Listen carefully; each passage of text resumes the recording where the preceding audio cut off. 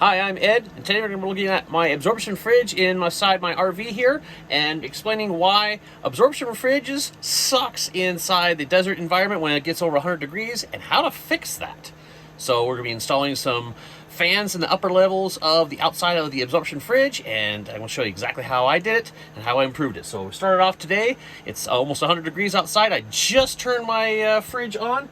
It is 80 degrees inside the freezer. It is 83 degrees inside the fridge, and we're going to go ahead and show how long it takes approximately to cool this down. And I'm going to show you the installs on the outside. I've already done a video on the inside for the little fan system I have inside here. I'll go ahead and put the link in the description below on that, but I'm going to go ahead and show you on the outside. Okay, so the first one I'm going to go ahead and show, this is the external panel for the service area for the fridge. This right here is my little pulse width modulation controller for my fans that are on the top side of my fridge area. And what I did was, there's these little power little pucks here, well, little terminals. This is for constant power for source that goes into the battery system. I did not tap into this. What I did actually was I managed to pop this cover off. Whoop. Okay, so I'm going to pop this panel off, and the way that works is you just grab a small little flathead, and on this particular one, there's these little ports on the sides. Just reach in here and just kind of push this in here, and it pushes this little, pops this little tab, and then one on either side. As soon as you do that, the whole panel can pop free. And this is the control board for the fridge. So down on the bottom here, I found that there's this one little port here on the far left side here. It's indicated as the lamp / heater. That is the power line that goes down, basically goes into this little umbilical line that goes back into the inside of the fridge. That is how we get the lamp for the inside of the fridge. That's how I'm getting my inside fan system as well working for power for the inside of the lamp, but that's why I swapped out to LED and everything like that. So my fan for the inside to recirculate the air, everything. So I just put a little jumper, little clip on there, and I tapped supply power off of this. There's my little 12 volts. And then I tapped my negative. That one I did pull off of the brick, off the terminals here. So my negative over here, positive over here. The reason why I did that is because if I shut the fridge off, I wanted the fans to also shut off. Okay, so now the fridge is now on. So I'm gonna go ahead and just put this this cover back on.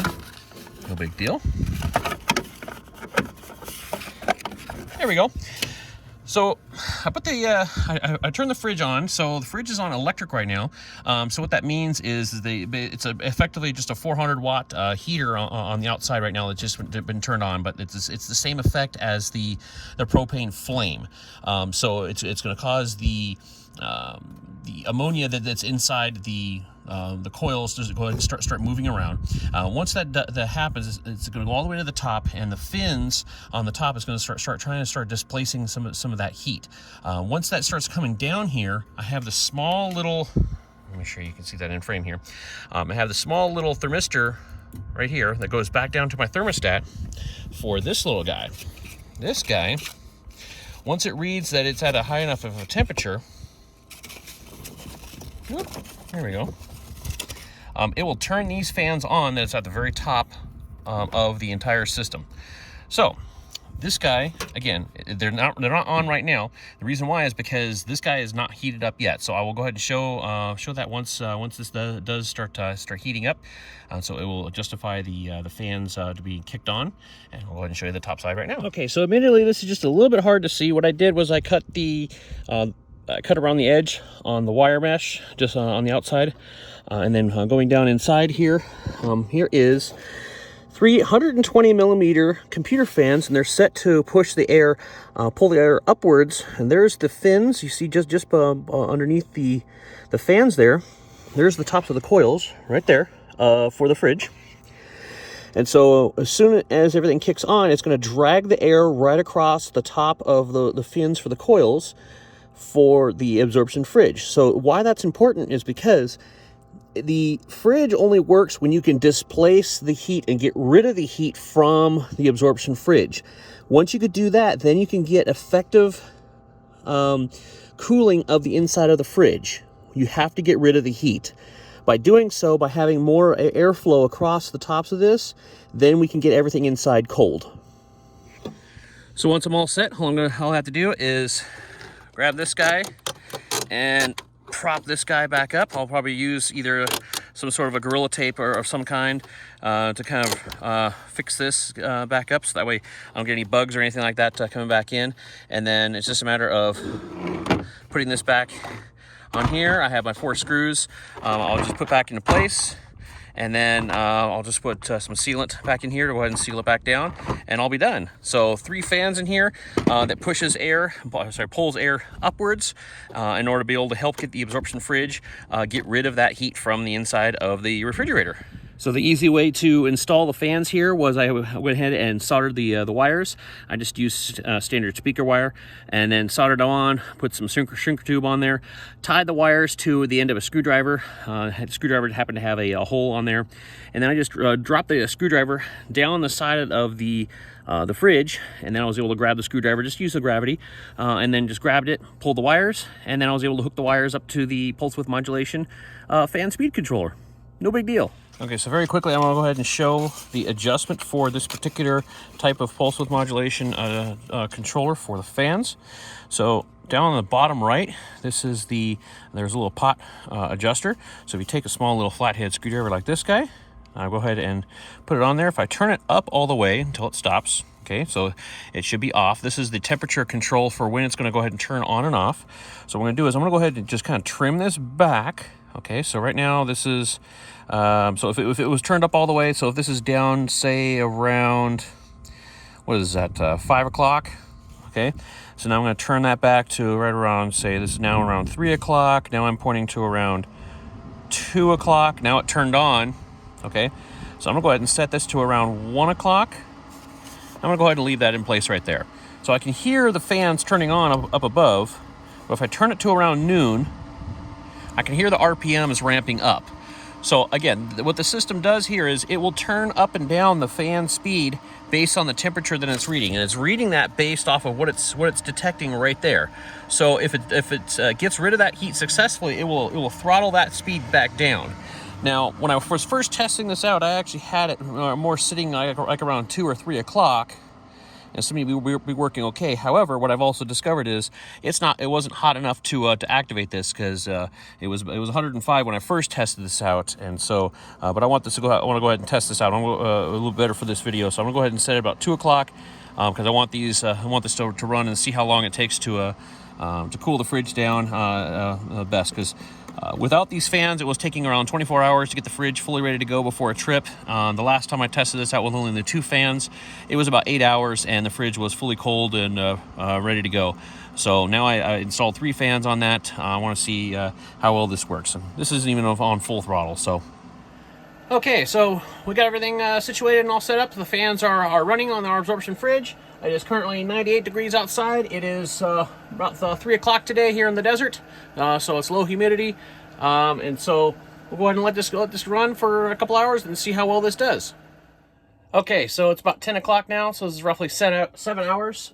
It is 13 degrees in the freezer and 42 degrees in the fridge. It is about 92 degrees outside here in the desert. So again, absorption fridge, 7 hours, using the fans to pull the air up and over the fins. Okay, it is now morning, approximately 6 o'clock in the morning. It is 10 degrees in the freezer and 37 degrees in the refrigerator, and it is an ambient temperature outside of 70 degrees. I did make a minor adjustment after coming outside and seeing what the temperatures were, so I'm going to go ahead and show you what that adjustment was. Okay, so when I came back out here this morning, the system was still running on the fans on the top side. So what I did was reach in here, and I can put my hand on here. This is just slightly warm to the touch. Before, yesterday, obviously it was hot. So the fact that it is just slightly warm to the touch, not obviously it's a different temperature than over here. But what I don't want it to happen is when the system is off, just running the fans for no reason. So what I did was I came back over here and went to the thermostat control here, and I adjusted it back up to about approximately the 3 o'clock position. So remember, we turned it up all the way and then we inched it back. And so if we stopped at a solid 3 o'clock position, that is where I left it. So it was running just for a little bit. And then what it did was, once it got rid of just a smidge more heat, then it shut the fans off by itself. And that's really what you want. Okay, so taking a look at power load right now, this is the reason why you want to go ahead and adjust that thermostat on the outside perfectly, at least as close as you can, so that way when the fridge unit does shut itself down, because obviously we've gotten to the point in our temperature scale where we want it to be, so that 9 and 37 degrees. So obviously the unit is not going to keep running constantly, because we're at the our temperature points where we want it to be. Okay, so the outside fans have shut off, so now our consumption load is now down to minimal. The only fans, or sorry, the only power loads that's currently being consumed right now is the control board that runs the system on the top side, and then the small fan that's installed on the inside that just kind of recirculates the air that's already in here. Okay, and then that's it. So that's really where you want it to be, is when you adjust the controller set, thermostat on the outside, so that way it will automatically shut off once it reaches that control set temperature, and it's no longer in operating mode for cooling. Okay, so hopefully this was helpful to show you how to make improvements on an absorption fridge to make it to where it won't suck as bad, and make it to where when you do get into some higher temperatures, especially when you're boondocking, that the fridge will actually get to colder temperatures and to stay that way. If you need some the parts for the 3D printed piece to kind of encapsulate the thermostat controls, I'll go ahead and put the STLs below. You can also reach out to me if you need them 3D printed. I can go ahead and probably take care of that on a case-by-case basis. But I'll go ahead and put the links in the descriptions below as well. Please hit the like and subscribe buttons if this was helpful at all, and happy camping.